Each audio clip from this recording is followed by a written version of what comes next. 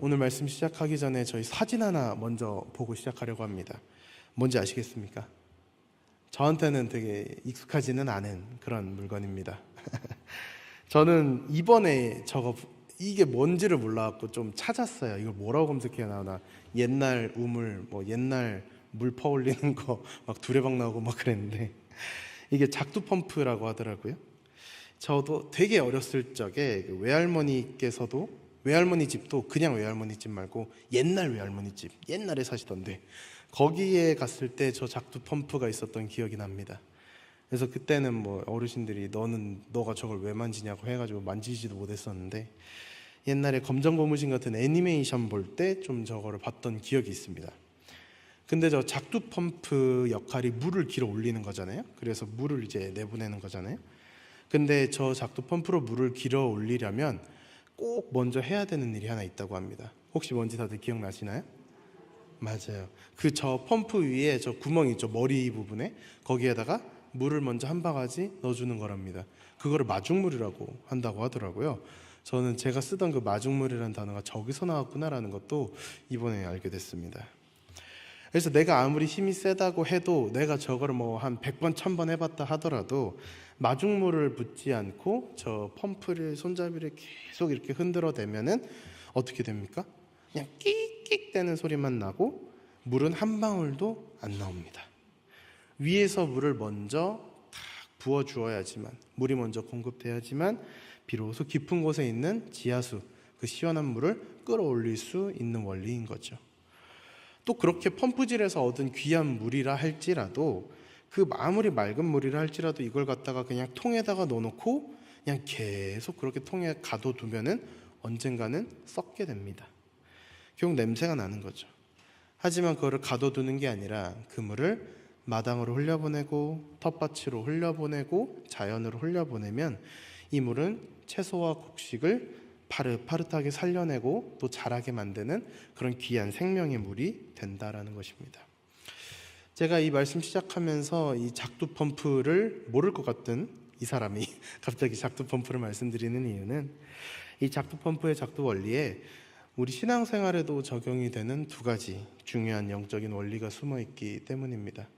그 첫 번째 원리는요, 하나님께 먼저 받아야 나도 남에게 흘려보낼 수 있다는 거고요. 두 번째는 흘러가는 은혜는 생명을 살린다는 것입니다. 이 두 가지 영적 원리를 붙잡고 오늘 말씀을 전하려고 하는데, 오늘 우리가 방금 읽었던 에스겔 47장 1절부터 12절의 말씀에는요, 이 마중물처럼 하늘에서 내려오는 하나님의 은혜가 어떻게 이 척박한 땅을, 척박하고 메마른 세상을 살려내는지 한편의 영화처럼 우리에게 보여주는 본문이 바로 오늘 우리가 읽은 에스겔 47장입니다. 오늘 말씀이 우리 삶에 하나님의 은혜가 흘러가고 또 생명이 살아나는 시간이 될 수 있기를 예수님의 이름으로 또 축복하고 소망합니다. 오늘 말씀의 좀 배경을 먼저 이야기를 하고 갔으면 좋겠는데요, 오늘 말씀에서 에스겔 선지자는 굉장히 절망적인 상황에 사실 처해 있습니다. 남북으로 갈라진 이스라엘 민족이 하나님을 떠나서 하나같이 우상을 섬깁니다. 근데 그러다가 북이스라엘은 아수르의 멸망을 당하고요, 남유다는 바벨론에게 멸망을 당합니다. 그 과정 속에서 에스겔도 2차 포로로 바벨론에 끌려갑니다. 그곳에서 에스겔도 눈물로 하루하루를 보냈을 겁니다. 국가를 위해서도 울었을 거고 자기 자신의 구차한 처지에 대해서도 울었을 겁니다. 그러나 무엇보다도 가장 에스겔의 마음을 어렵게 했던 거는 이 이스라엘 사람들이 목숨보다 귀하게 여겼던 예루살렘 성전이 바벨론 군대에 의해서 불타고 잿더미가 되고 허물어졌다라는 사실이었을 겁니다. 이스라엘 사람들에게 성전이 어떤 의미였습니까? 이 성전은 하나님이 거하시는 장소였습니다. 그리고 그 하나님이 거하시는 장소인 성전이 남유다의 수도 예루살렘에 있었다는 것은 하나님께서 예루살렘 안에 거하시고 예루살렘 안에 있는 그 남유다 이스라엘 민족과 함께 하신다는 증거였습니다. 그런데 나라도 무너지고 성전도 무너졌으니 우리 이제 진짜 끝났다, 하나님이 더 이상 우리와 함께 하시지 않는다 라며 절망에 빠지게 됩니다. 근데 그러던 어느 날 하나님께서 에스겔에게 나타나십니다. 그리고 오늘 말씀처럼 신기한 환상을 보여주십니다. 무너져서 잿더미로 변한 줄 알았던 그 예루살렘 성전을 보여주시는데, 방금 우리가 읽었던 그 1절과 2절 말씀처럼 성전의 문지방 아래에서 물이 흘러나오는 겁니다. 물이 이렇게 흘러나오는 겁니다. 물이 솟아날 구석이라고는 없어 보이는 그 메마른 성전 땅, 그 성전의 그 아래에서 시작된 물줄기가요, 멈추지 않고 세상을 향해 흘러가는 환상인 겁니다. 하나님은 이 환상을 통해서 절망 가운데 빠진 이스라엘 백성들에게, 그리고 시간이 지나 오늘날 삶의 무거운 짐을 지고 살아가는 우리와 또 이 세상의 많은 이들에게 분명하게 말씀하십니다. 내 안에 갇혀있는 신앙의 닫힌 문을 열어라. 그리고 내가 받은 이 성전에서부터 흘러나온 이 은혜를 너의 가정과 너의 자녀와 너의 이웃과 너의 나라와 온 세계 열방 가운데 흘려보내라 라고 말씀하시는 겁니다. 그렇다면요, 이 메마른 세상을 넉넉히 적셔내고 또 살려내는 이 엄청난 생명의 물, 이것은 과연 어디로부터 시작된 것일까요? 함께 읽어보겠습니다. 시작. 은혜의 시작은 오직 하나님입니다. 오늘 본문 1절과 2절을 다시 한번 볼 텐데요, 다시 한번 보시면은 이 1절과 2절 말씀에는 분명히 기록이 되어 있습니다. 이 물은 바로 어디서부터 솟아났다고요? 성전문 그 문지방 밑에서부터 물이 나왔다고요. 이것이 무엇을 의미하는 걸까? 우리를 살리고 세상을 살리는 진짜 은혜는 오직 하나님이 계신 곳, 즉 예배와 기도의 자리인 성전으로부터만 흘러나온다는 사실입니다. 하나님이 거하시던 곳, 하나님이 함께 하시는 그곳, 즉 하나님께로부터 은혜의 강물이 흘러나온다라는 사실입니다. 우리도 사실 교회 다니면서 여러 이야기를 듣습니다. 우리는 은혜의 통로가 되어야 합니다. 축복의 통로가 되어야 합니다. 은혜를 베푸셔야 합니다. 자비를 베푸셔야 합니다. 그런데 우리가 남에게 사랑을 베풀고 자식들에게 또 기도의 축복을 흘려보내고 목원 식구들을 향해서 흘려보내고 이웃들을 위해서 흘려보내고 전 세계 열방을 위해 흘려보내고 싶은데, 때로는 꼴 보기 싫은 사람도 있잖아요. 그런 사람들에게 용서의 은혜를 흘려보내고 싶은데 그게 정작 내 힘으로 하려고 하면 잘 되던 건가요? 결코 쉽지 않더라고요. 내 지갑을 열어서 남을 도우려고 하면은 이 돈이면은 무엇을 할 수 있을까 자꾸 계산적이 되는 나의 모습을 보게 되고요. 내 참을성을 가지고 남을 이해해 보려고 하면 참을인 3번 쓰다가 결국에 화병을 얻든지 결국에는 터지든지 하더라고요. 내 경험과 또 나의 정말 진심으로 하는 조언을 누군가는 그저 잔소리와 훈계로 듣기도 하더라고요. 왜 그럴까요? 왜 나의 힘으로 해내는 것은 남들에게 진정한 생명의 은혜가 되지 못하는 걸까요? 그 이유는 내 속에 남을 살리고도 남을 만큼 넉넉한 양의 생명수가 없기 때문입니다. 두어 번 퍼주고 나면 그 바닥을 드러내고 마는 겁니다. 충격적인 사진을 하나 보여드릴 텐데요. 제가 20대 초반에 선교를 나간 적이 있습니다. 저기 제가 있는데요, 못 찾으실 것 같아요. 저 때는 좀 말랐습니다. 못 찾으시겠죠? 그나마 허연 게 접니다. 또 하나 있습니다. 그래서 저 선교를 나가서 저 20대 초반이고요. 그래서 저 외국 친구들이랑 놀았습니다. 저기 어디 교회에서 단기 선교를 간 게 아니라 선교단체 프로그램이 있습니다. 그래서 전 세계 청년들이 정말 랜덤으로 모입니다. 그래서 저도 그 청년들이 모여서 전 세계에 그 지부가 있는데 그 지부에 그 시즌에 모인 사람들끼리 그냥 팀이 되는 겁니다. 해서 저도 미국인 3명, 스위스인 1명, 호주인 2명이랑 팀을 이뤄서 저렇게 그냥 선교 훈련을 받고 선교를 나갔었습니다. 한 반년 동안 같이 그렇게 훈련하고 실제로 나갔었습니다. 네, 이제 내려주셔도 됩니다. 제가 입을 너무 벌리고 있네요. 저 시간이 아직도 저에게는 굉장히 기억이 많이 남고요. 너무나도 귀한 경험을 했던 시간입니다. 하나님 진짜 살아계시는구나. 성령 하나님이 진짜 말씀대로 역사하시는구나라는 걸 체험했던 시간입니다. 근데 이게 반년 동안 뭐 많은 일이 있었겠지만 반년인 동안 정말 같이 못 씻고 같이 정말 힘들고 반년 동안 막 저 말 안 듣는 사람들한테 복음 전하고 못 먹고 막 굴러다니면서 막 복음 전했거든요. 얼마나 동지애가 쌓이고 전우애가 쌓였겠어요.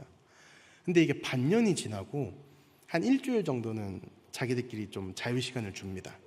그런데 이제 외국 문화가 다른가 봐요. 외국은 저 끝나니까 자기 가족들을 막 부르더라고요. 해서 가족들이랑 놀러 다니고 막 하는 거예요. 근데 그러면서 점점 막 애들이 나 오늘은 저랑 같이 있다가 갑자기 쌩하고 어딜 가더니 나 가져왔어. 이제 나 가볼게 하고 가는 거예요.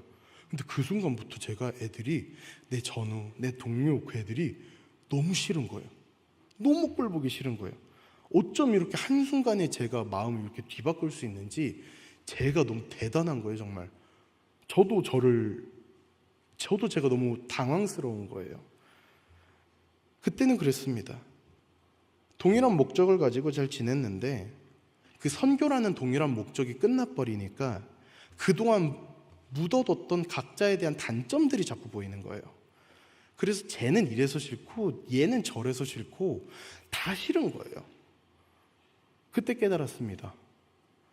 나는 내 스스로의 힘으로는 누구를 사랑하는 것조차 할 수가 없구나라는 걸 그때 깨달았습니다. 예수님의 은혜 없이는 나는 사랑할 수조차 없는 존재구나 라는 걸 그때 깨달았습니다. 저 친구들은 아직 모릅니다. 근데 우리도 오늘 기억하면 좋겠습니다. 뭐를요? 은혜는 내가 억지로 짜내는 게 아니라는 거를요. 하나님께 내가 먼저 받아야 흘려보낼 수 있다라는 거를요. 맞아요. 우리는요 스스로 은혜를 뚝딱뚝딱 만들어내는 공장이 아닙니다. 우리는 하나님이 부어주시는 은혜를 전달하는 통로입니다. 수도관에 물이 시원하게 흐르려면 반드시 물이 넘치도록 공급되는 곳에 연결되어 있어야 합니다. 우리 영혼에 마르지 않는 샘물이 공급되는 곳이 어디입니까? 바로 오늘 말씀에서 성전이었지요. 하나님이 임재하시는 예배의 자리였고요.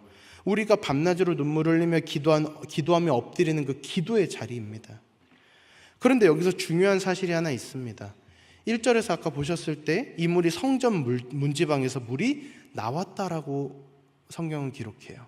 근데 이 물이 나왔다라는 말에 히브리어 원어를 보면은 이게 어떤 소리냐면 좀 음성어에 가까운데 물병에서 물이 똑똑똑 떨어지면서 졸졸졸 하는 소리입니다.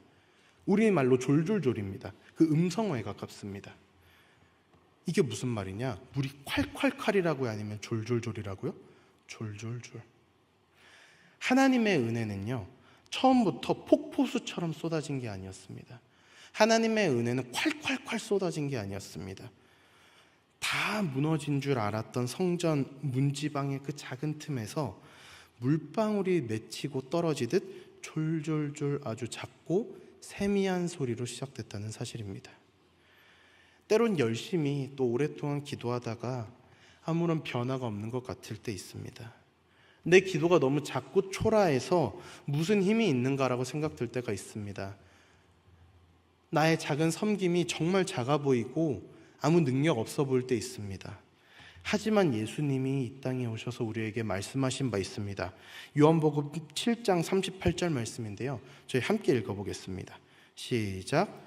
나를 믿는 자는 성경의 이름과 같이 그 배에서 생수의 강이 흘러나오리라 하시니. 아멘.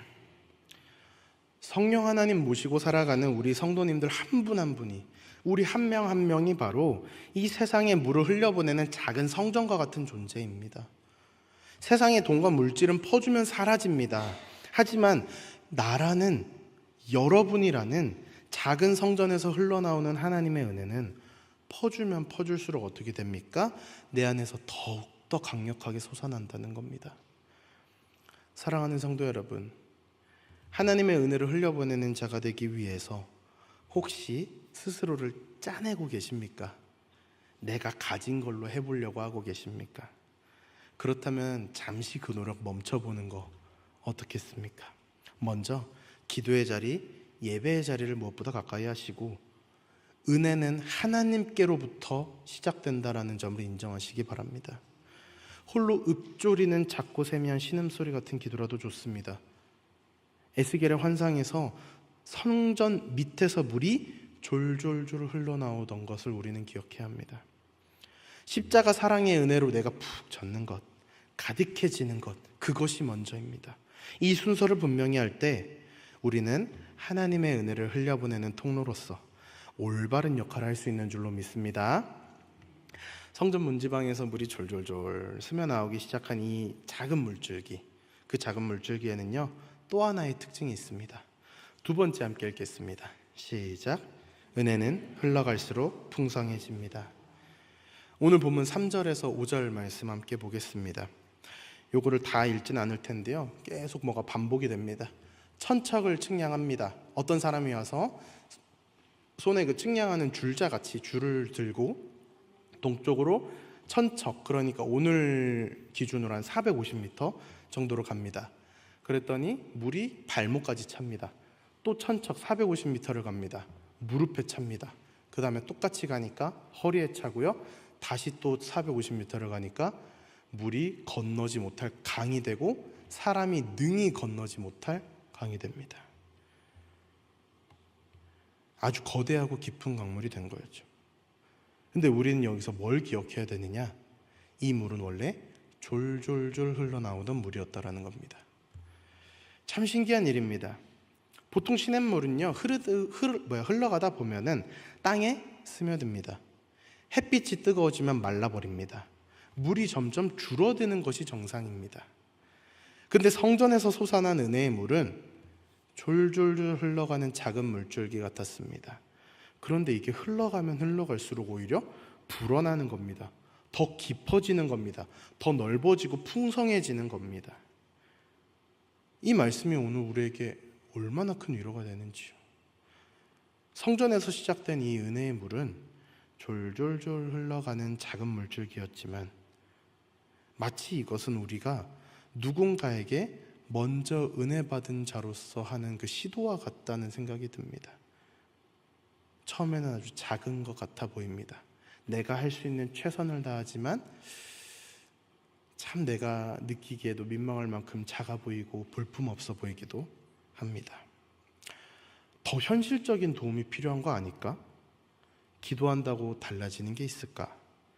내가 이 작은 도움과 섬김을 건넨다고 이 사람이 이걸 기억을 할까? 고마워는 할까? 하는 마음이 문득 들 때가 있습니다. 나는 누군가에게는 충분한 사랑조차 줄 수 없는 사람은 아닐까 하는 의심이 들 때가 있습니다. 하지만 하나님은 우리가 흘려보낸 그 작은 눈물의 기도, 그 작은 사랑의 섬김을 결코 가볍게 여기지 않으신다는 사실입니다. 성전에서 나온 물은 하나님의 은혜가 흘러간다라는 그 상징입니다. 하나님이 이스라엘을 향한 그 마음이 바로 이곳에 있습니다. 처음에는 적고 우스워 보이는 물줄기였습니다. 하지만 하나님이 일하시니 작은 물줄기가 발목을 적시기 시작합니다. 그리고 무릎을 적시고요, 허리를 적시고요, 사람 키보다도 깊어지는 놀라운 은혜의 강이 되었습니다. 이것이 바로 하나님이 일하시는 방법이고, 이것이 바로 하나님이 함께 하실 때 일어나는 놀라운 기적과 같은 일임을 믿습니다. 그렇습니다. 오늘 여러분은 어떻게 은혜를 흘려보내실 수 있으십니까? 어떻게 하실 수 있으십니까? 전 재산을 내어놓으실 수 있으십니까? 가진 것 모두를 드릴 수 있으십니까? 꼭 그러실 필요 없습니다. 내 기도가 너무 작다고, 내가 가진 것이 너무 없다고 지레 포기하지도 마시고 멈추지도 마십시오. 우리가 포기하지 않고 묵묵히 십자가 사랑과 기도를 흘려보낼 때, 작은 섬김과 수고로 함께할 때 하나님께서 그 작은 물방울과 같았던 우리의 마음을 모으고 또 모으십니다. 그리고 그 물방울들이 모여서 우리 가정 가운데 하나님의 은혜와 일하심이 임합니다. 그리고 그 물이 더욱더 풍성해집니다. 넓어집니다. 깊어집니다. 그렇게 해서 이 세대를 덮습니다. 그리고 이 나라를 덮고 이 열방을 덮는 줄로 믿습니다. 내 능력은 작지만 그 작은 것을 풍성하게 키워가시는 분은 바로 크고 위대하신 우리 하나님이시기 때문인 줄로 믿습니다. 아멘. 이제 은혜의 세 번째 특징 함께 보겠습니다. 함께 읽을까요? 시작. 은혜가 흘러가는 곳마다 생명이 회복됩니다. 이제 마지막으로 8절부터 12절을 보겠는데요. 8절부터 12절의 말씀을 보면 이 은혜의 강물이 어디로 흘러가는지가 나옵니다. 8절을 보면은 거기에 뭐라고 나와 있냐면 이 물이 동쪽으로 향해서 아라바라는 곳으로 가는데 이 아라바라는 곳이 굉장히 척박한 사막지대입니다. 그리고 결국에는 이게 바다에 이르게 됩니다. 근데 성경에서 이 18절에서 말하는 이 바다가 바로 이스라엘에 있는 사해입니다. 사해. 사해라는 지명은 다들 들어보셨죠? 죽을 사자에 바다 해자를 써서 죽음의 바다입니다. 왜 죽음의 바다냐? 물이 너무 짜서 안에 소금기가 너무 많아서 생명이 살 수가 없습니다. 물고기도 살지 못하고요. 해조류도 살지 못합니다. 오히려 사람이 그곳에 가면 가라앉지를 않습니다. 그래서 죽음의 호수고 절망의 바다라는 겁니다. 근데 놀랍고 기적 같은 일이 하나 벌어집니다. 9절 말씀 함께 보겠습니다.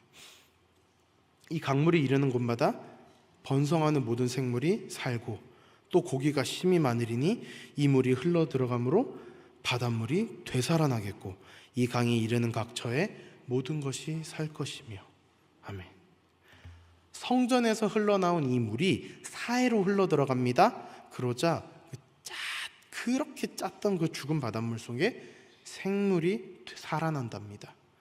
고기가 심이 많아진답니다.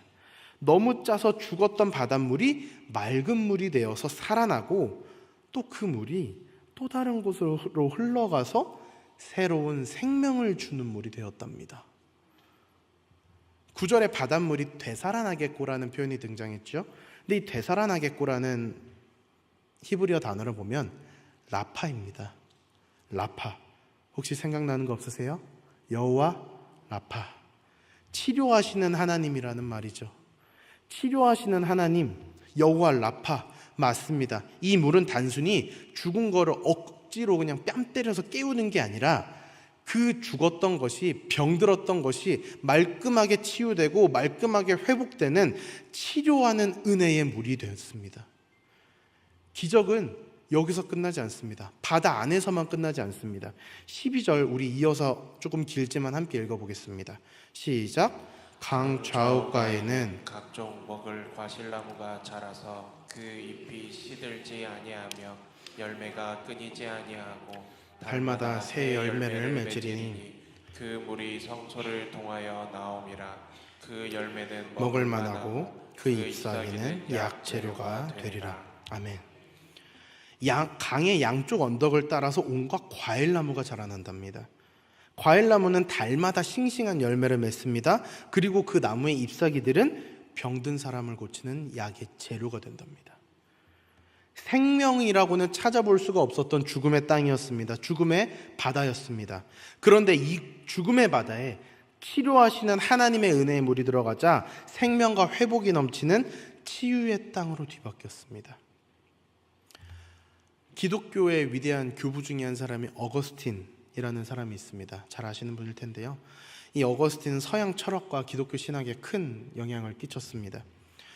그러나 어거스틴은 사실 젊은 시절에는 엄청나게 방탕한 생활을 하고 심지어 이단에 심취해가지고 어머니의 속을 엄청 속인 사람입니다. 그의 어머니 모니카는요, 매일 눈물로 어거스틴을 위해서 기도했답니다. 그래서 시간이 꽤나 오래 걸렸습니다. 하지만 결국에는 어거스틴은 회심해서 하나님을 만났고 하나님께 크게 쓰임받는 사람이 되었습니다. 어머니 모니카의 눈물의 기도가 모이고 하나님이 그 눈물의 기도를 사용하셨습니다.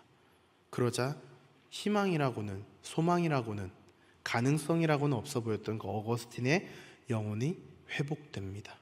어거스틴을 통해 오히려 더욱더 많은 사람이 하나님이 어떤 분이신지를 분명히 알고 예수 그리스도께로 돌아오는 역사가 일어납니다. 사랑하는 성도 여러분, 오늘 우리가 살아가는 이 세상에도 사해바다처럼 생명이 없어 보이는 것 같은 곳이 있습니다. 혼란스러운 정치적 또 경제 사회적 상황으로 인해서 어려움 겪는 곳들이 있습니다. 경제적인 문제로 어려움 겪는 이들이 있습니다. 소통의 문제로 고통받는 이들이 있고요. 깨어진 가정이 있고 깨어진 관계가 있습니다. 몸의 아픔과 마음의 아픔으로 고통받는 이들이 있습니다. 세상에 희망은 없다고 여기면서 몸은 살아있지만 이 정신은 텅 빈 채로 살아가는 사람들이 있습니다. 여전히 사해와 같은 곳이 이 땅에도 있습니다. 그러나 성전에서 시작된 그 은혜의 강물, 여호와 라파의 치료하는 은혜의 물이 닿는 곳마다 생명이 회복됩니다. 함께 저를 따라 고백해 보실까요? 흘러가면 살아납니다. 흘러가면 살아납니다. 맞습니다. 우리도 모두 은혜로 새로운 생명을 받은 사람들 아닙니까? 하나님의 은혜가 우리에게 흘러왔기 때문에 예수 그리스도를 만났고 구원받은 사람들 아닙니까? 상처와 절망 속에서 우리를 살리신 그리스도를 우리는 먼저 경험한 사람들입니다. 그렇다면 이제 우리는 우리가 받은 은혜를 흘려보내야 합니다. 생명을 살리는 은혜의 강물이 우리에게서 멈추지 않고 더욱더 많은 이들에게 전해지기를 하나님은 오늘도 바라고 계십니다. 이 땅에 있는 그 사해와 같은 곳에 여러분들의 은혜의 강물을 치료하시는 우리가 먼저 받았던 그 은혜를 흘려보내 주십시오. 작은 눈물의 기도도 좋습니다. 작은 섬김이어도 좋고 작은 재물이어도 좋습니다. 그것을 들어 하나님이 사용하실 줄로 믿습니다. 말씀을 맺겠습니다. 오늘 말씀에서 하나님의 은혜의 강물은 성전으로 시작되어 세상으로 흘러나갑니다. 이처럼 오늘 우리에게 임하는 하나님의 은혜도 교회로부터 시작되어 세상으로 흘러나갑니다. 또 각자가 성전된 우리 한 사람 한 사람을 통해 세상으로 흘러나갑니다. 우리가 주일에 또 이 수요일에 모여서 뜨겁게 찬양하고 아멘 할렐루야 은혜 받습니다. 그러나 그것으로 끝난다면 그것은 하나님의 은혜의 강물을 내 안에 가두는 일이 될지도 모릅니다. 성전 문지방에서 흘러나왔던 그 졸졸졸 흘러나왔던 생명의 강물은 성전의 높은 담장도 훌쩍 넘어 사람 키를 훌쩍 넘어 세상을 가득 적시는 은혜의 강물이 되어 세상 속으로 흘러가야 합니다. 가장 먼저 우리가 있는 이 교회 가운데, 목장 가운데, 우리 가정 가운데, 또 내가 속한 모임 가운데, 그리고 이 나라, 이 땅, 온 세계와 열방 가운데로 흘러가야 합니다. 우리 인생의 가장 위대하고 아름다운 사명은 무엇일까요? 우리가 이 땅에 남겨야 할 가장 위대한 사명은 평생토록 내가 하나님께 받은 그 은혜, 십자가 사랑을 내가 사랑하는 이들과 이웃들에게 아낌없이 흘려보내야 되는 것인 줄로 믿습니다. 가진 것이 없다고 흘려보낼 것이 없는 게 아닙니다. 우리에게는 어떤 재물이나 가치보다도 더 귀중한 기도와 섬김을 흘려보낼 수 있는 능력이 있습니다. 우리가 멈추지 않고 흘려보내는 작은 기도의 물방울들, 작은 섬김과 위로의 물방울들이 모이고 모여서 마침내 이웃과 세상을 치료하는 거대한 은혜의 강물이 될 줄로 믿습니다. 그렇기 때문에 날마다 사랑을 흘려보내시고 성도님들이 받는 모든 일상의 자리가 생명으로 살아나는 축복의 통로로 또 쓰임받으시기를 예수 그리스도의 이름으로 간절히 축복합니다.